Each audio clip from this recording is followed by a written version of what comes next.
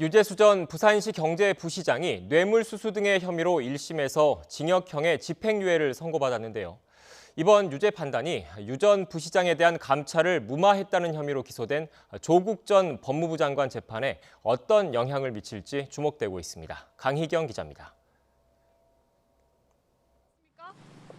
법원은 유재수 전 부산시 부시장의 금융위원회 재직 시절 뇌물수수 혐의에 대해 직무 관련성과 대가성이 인정된다며 대부분 유죄라고 판단했습니다. 인정된 뇌물 수수액 4,200만 원에는 항공권 대금 이익과 골프채 수수가 포함됐습니다. 이 뇌물 수수 부분은 지난 2017년 청와대 특별감찰반이 당시 민정수석이던 조국 전 법무부 장관에게 보고한 것으로 검찰은 파악하고 있습니다.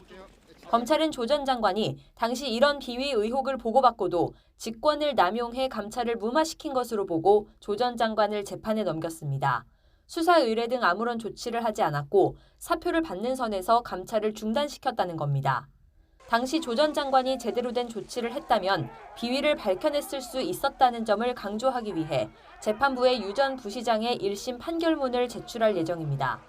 강제 수사권이 없었다 하더라도 포렌식 자료 등 당시 특감반에서 확보한 내용만으로도 충분히 수사로 이어질 수 있었다는 게 검찰 판단입니다.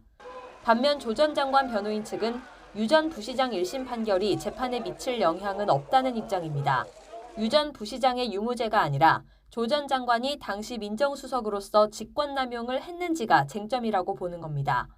현재 조 전 장관 측은 특감반의 강제 수사권이 없기 때문에 비위 의혹을 더 상세히 캘 수 없었고 그에 따라 정당한 권한을 행사해 감찰을 종료했을 뿐이라고 주장하고 있습니다.